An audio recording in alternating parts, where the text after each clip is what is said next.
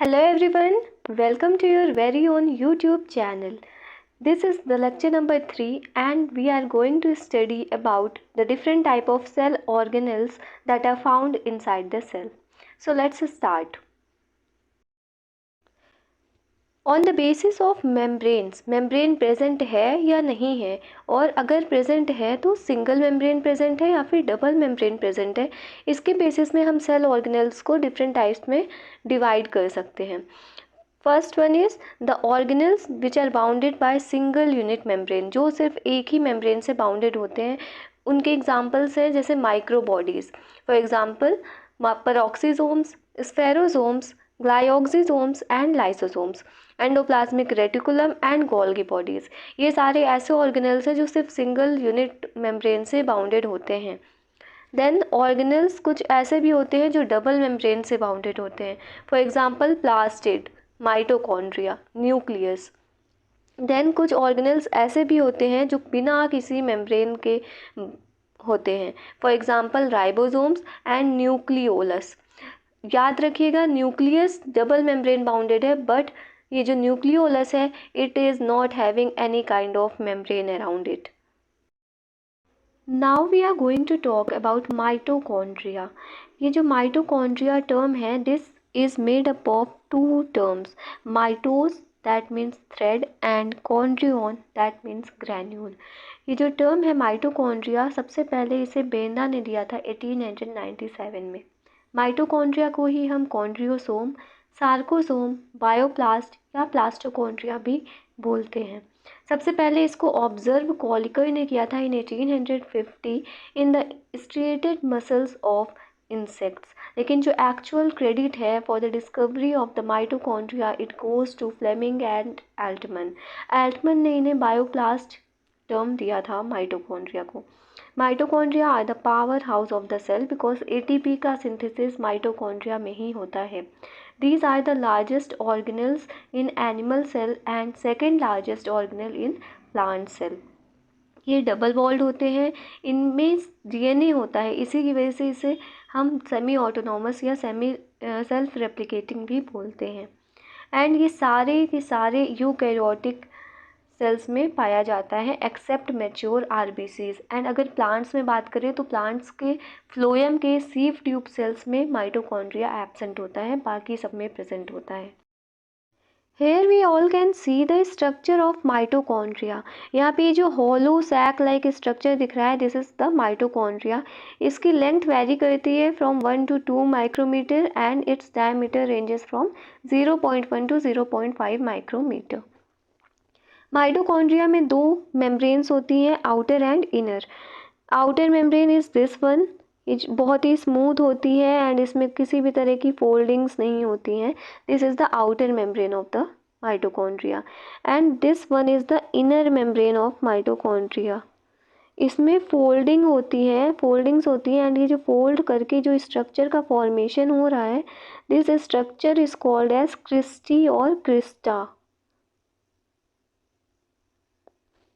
Outer membrane permeable होती है and inner membrane impermeable होती है, बिकॉज इनर मेम्ब्रेन ही डिसाइड करती है कि जो मैट्रिक्स एरिया है वहाँ पे कौन से मॉलिक्यूल्स पास ऑन होंगे.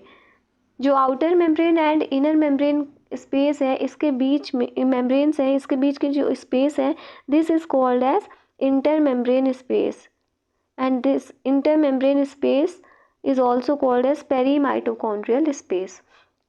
जो इनर मेम्ब्रेन के अंदर का पार्ट है, this one, this is called as matrix portion. This is the matrix portion of the mitochondria. अच्छा, कुछ माइटोकॉन्ड्रिया ऐसे भी होते हैं जिसमें आउटर मेम्ब्रेन प्रेजेंट नहीं होती है, तो उन्हें हम नेम देते हैं माइटोप्लास्ट. एंड एक सेल के अंदर अगर हम देखें तो बहुत ज़्यादा ही माइटोकॉन्ड्रिया प्रेजेंट होते हैं, अराउंड 50 to 50,000 प्रेजेंट हो सकते हैं पर सेल. एंड जितने भी माइटोकॉन्ड्रिया सेल के अंदर प्रेजेंट हैं उन्हें कलेक्टिवली हम लोग एक नेम से बोलते हैं कॉन्ड्रियोम. क्रेब्स साइकिल की जितनी भी एंजाइम्स हैं वो सारी की सारी इसी मैट्रिक्स एरिया में ही प्रेजेंट होती है. बट एक एंजाइम ऐसी है जो कि मैट्रिक्स में प्रेजेंट नहीं होती है, जिसका नाम है सक्साइनिक डिहाइड्रोजिनेज। ये एंजाइम माइटोकॉन्ड्रिया के इनर मेम्ब्रेन में प्रेजेंट होती है, ना कि मैट्रिक्स में। एंड जितने भी हमारे इलेक्ट्रॉन ट्रांसपोर्ट सिस्टम है, ऑक्सीडेटिव फॉस्फोराइलेशन है, ये सारे प्रोसेस कहाँ पे हो रहे होते हैं? माइटोकॉन्ड्रिया में हो रहे होते हैं। एंड ये जो F0 F1 कॉम्प्लेक्सेस हैं, here we can see the F0 F1 complexes, ये भी माइटोकॉन्ड्रिया के इनर मेम्ब्रेन में ही प्रेजेंट होते हैं। So now we are going to talk about plastids. They are the double membranal organelle and they are the largest ones that are found in the plant cells. This term was firstly coined by Haeckel, Ernst Haeckel in 1865, and this term is derived from a Greek word plastikas, which means formed or molded. Then Schimper ने इन plastids को 3 different types में classify किया: leucoplast, chromoplast and chloroplast. Leucoplast colourless plastids होते हैं which are found in the unexposed parts and the storage organs, जो कि sunlight से दूर होते हैं, जो ऑर्गन्स उनमें पाए जाते हैं। अगर ये प्लास्टिड्स स्टार्च स्टोर कर रहे होते हैं then they are called as amyloplast. अगर इन प्लास्टिड्स में फैट्स स्टोर होता है then they are called as elaioplast, and if protein is being stored then they are called as aleuroplast. Then coming to the chromoplast, they are the variously colored ones. ये इनमें different type of carotenoid pigment होता है जो कि colour provide करते हैं to different fruits, seeds, flowers. For example अगर red colour का फ्लावर है या पर्पल कलर का फ्लावर है या कोई कलरफुल फ्रूट है, then it is because of the presence of chromoplast. And why? Because they have a pigment called as carotenoid in them. Then the third one is chloroplast. This chloroplast is the green plastid because it is green in color, and these were discovered by Sachs in 1862. but ये जो term है chloroplast वो Schimper ने ही दिया था in 1885. Now we will talk about chloroplast in some detail. So हमने ये देखा कि शिम्पर ने ये टर्म क्लोरोप्लास्ट दिया था। देन क्लोरोप्लास्ट के स्ट्रक्चर को देखें तो ये डबल मेम्ब्रेनल स्ट्रक्चर है, 2 मेम्ब्रेन होती है, outer membrane and inner membrane. And इन दोनों मेम्ब्रेन के बीच का जो स्पेस है this is called as periplastidial space. Outer membrane में इंटीग्रल प्रोटीन्स प्रेजेंट होते हैं which are called as porin, and इन प्रोटीन्स की वजह से ही जो आउटर मेम्ब्रेन है that is permeable in nature. लेकिन जो इनर मेम्ब्रेन है वो इम्परमिएबल होती है, दैट इज़ वो किसी भी सॉल्यूट या सब्सटेंसेस को ऐसे ही पास नहीं होने देती है अपने थ्रू। यहाँ पे different type of transporters present होते हैं जो स्पेसिफिक सॉल्यूट्स को ही अपने थ्रू पास होने में हेल्प करते हैं। इनर मेम्ब्रेन के अंदर के पोर्शन को हम मैट्रिक्स कहते हैं, and this matrix is divided into 2 portions, grana and stroma. जो क्लोरोप्लास्ट है they are the semi autonomous organelles. Why? Due to the presence of DNA polymerase, RNA polymerase enzymes and different ribosomes, like ribosomes of chloroplast. कौन से ribosomes present होते हैं in chloroplast? 70S. Then different type of pigments are also found inside the chloroplast, like chlorophyll A, chlorophyll B, chlorophyll C, chlorophyll D, chlorophyll E, carotene, xanthophyll. These pigments are also present in the chloroplast. And इसका main function तो we all know that it is involved in the process of photosynthesis, which is a very crucial process in plants. Now looking at the structure of the chloroplast. Here we can see that this is the outer membrane of the chloroplast. This one is the inner membrane of the chloroplast. And in दोनों membranes के बीच का जो space है that is called as periplastidial space. ये periplastidial space है. Then inner membrane के अंदर के portion को हम matrix बोलते हैं, जो कि 2 parts में divided होता है, स्ट्रोमा एंड ग्रेनम। ये देखिए यहाँ पे कॉइन्स की तरह ये हमें दिख रहे हैं. These if we will consider it as a single coin, then this single unit is called as thylakoid. And in thylakoids के stacks को अगर हम लोग एक साथ देखें एक यूनिट की तरह, then this is called as granum. जो फोटोसिंथेसिस उसमें 2 टाइप्स की रिएक्शन होती है, light reaction and dark reaction. Light reaction takes place in the grana portion and the dark reaction of the photosynthesis takes place in the stroma portion of the matrix. This term thylakoid was given by Menck in 1961. 1961 में Menck ने thylakoid term को दिया था. अच्छा, एक chloroplast में करीब 40 से 60 ग्रेनम होते हैं.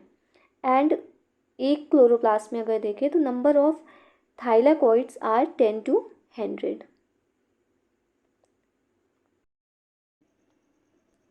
Now moving on to the next one, that is the endoplasmic reticulum. These are also termed as ergastoplasm, and they were first reported by Porter, Claude and Fullman in 1945.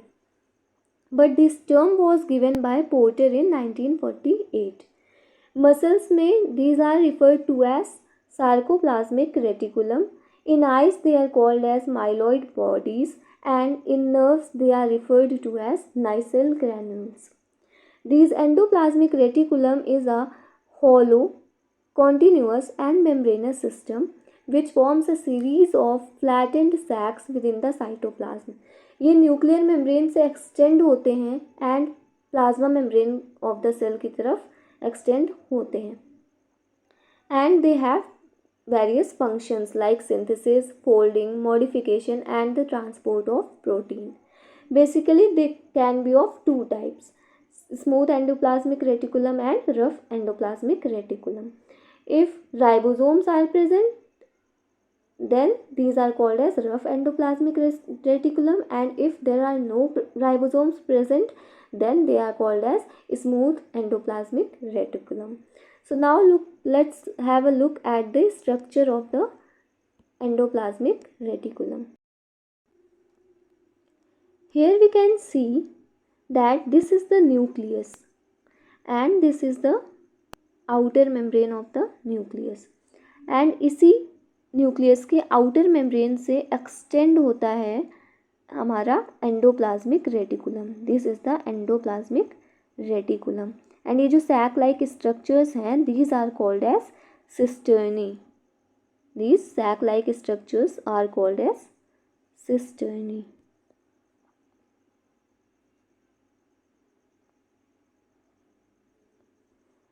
यहाँ पे we can see that these white structures, these are representing the ribosome. यहाँ पे pink colour से जो represent किया गया है, this is the rough endoplasmic reticulum due to the presence of this ribosomes. And यहाँ पे we can see that here there is no such ribosome present in these.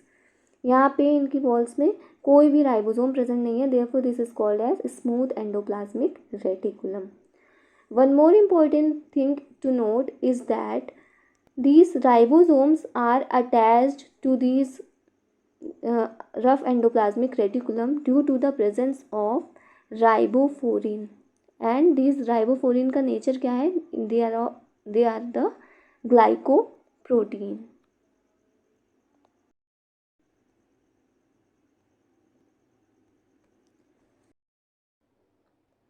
Now we are going to talk about the Golgi bodies. Golgi bodies को हम और भी name से जानते हैं, जैसे लिपोकॉन्ड्रिया, इडियोसोम, डाल्टन कॉम्प्लेक्स और गोल्गी एपरेटस. सबसे पहले इसकी डिस्कवरी की थी कैमिलियो गोल्गी ने इन 1898, इसलिए इसे हम गोल्गी बॉडी बोलते हैं. एंड इसकी डिस्कवरी हुई थी in the cytoplasm of nerve cell of owl. इसकी डिस्कवरी के लिए इन्हें नोबेल प्राइज़ भी मिला था इन द ईयर 1906. प्लांट्स में गोल्गी बॉडीज़ अनकनेक्टेड मैनर में पाए जाते हैं एंड स्कैटर्ड होते हैं, and they are termed as dictyosomes. Golgi body का मेन काम होता है in the processing, packaging and transport of the proteins, and hence they are also called as the traffic police of the cell. Golgi body का structure देखें तो we will see that it consists of sac-like flattened structures which are called as cisternae. इन्हें हम 3 parts में और 3 faces में divide कर सकते हैं, cis face, medial face and the trans face. Cis phase is also called as forming phase and trans phase is also called as the maturing phase.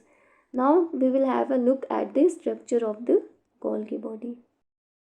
Here we can see these flattened structures, sac-like structures. These are called as the cisternae, and these cisternae have a space inside them which is called as the lumen.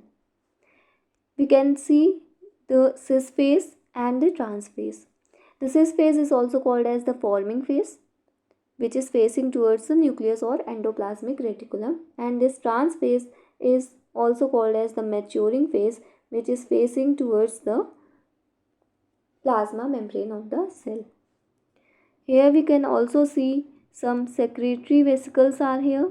Here the vesicle is getting formed, and these are the incoming vesicles, transport vesicles. Now moving on, we are going to talk about the nucleus.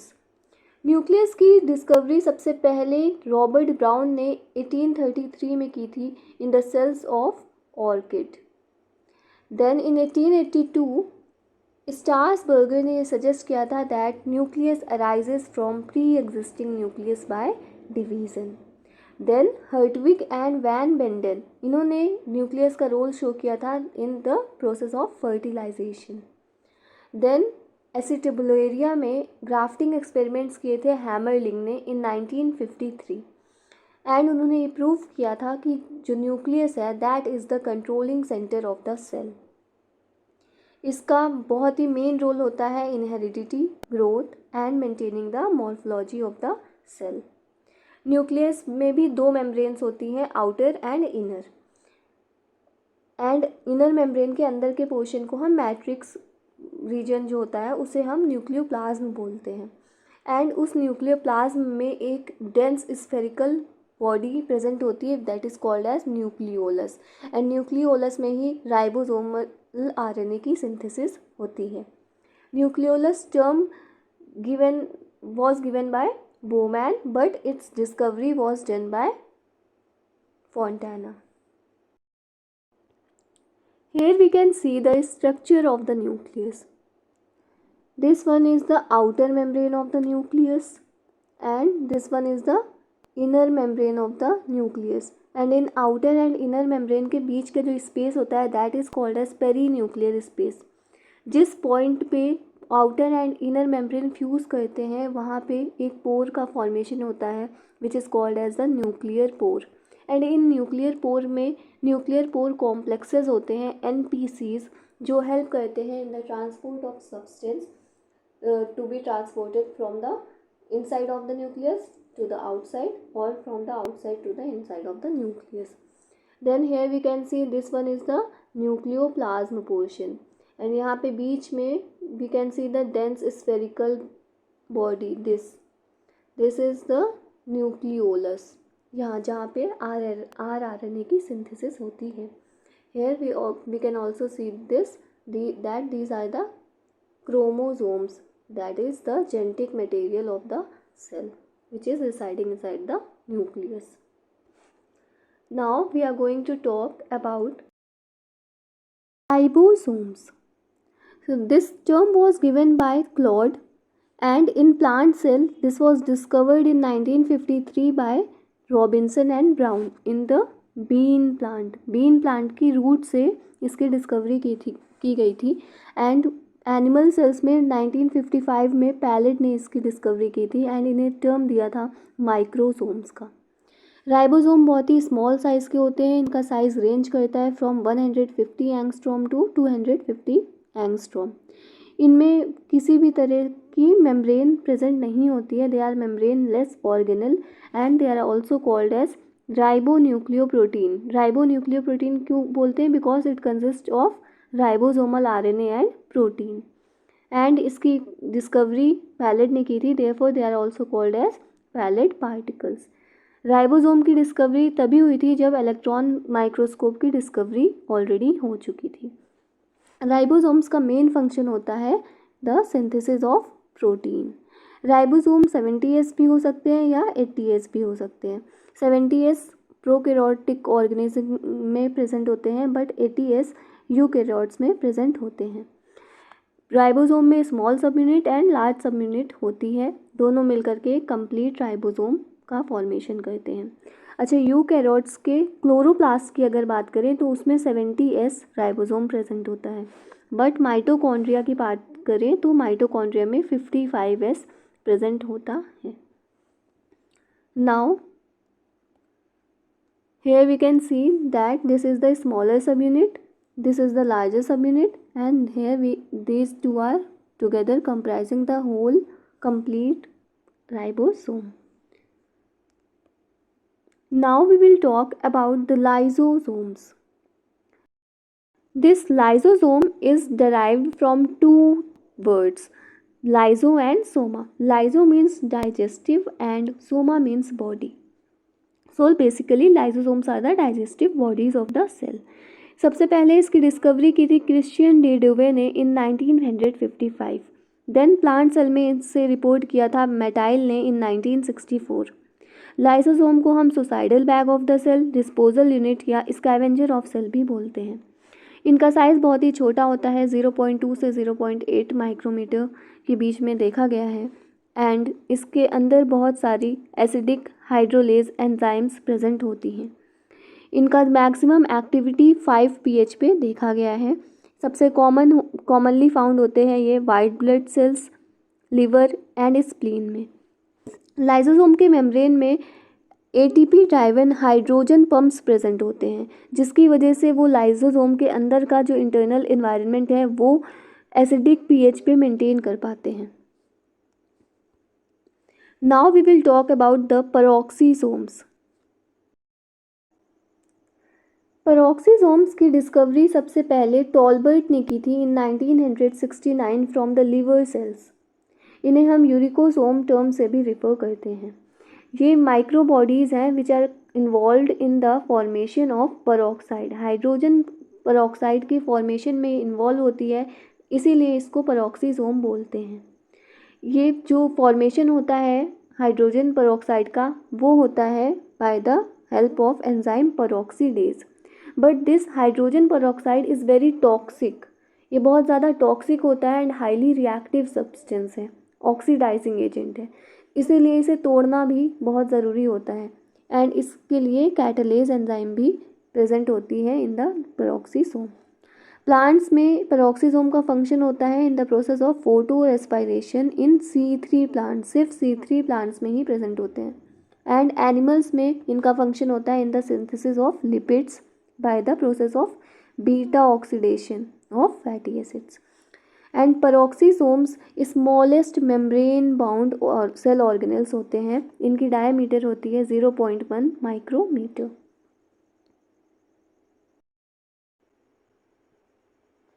So thank you for watching this lecture.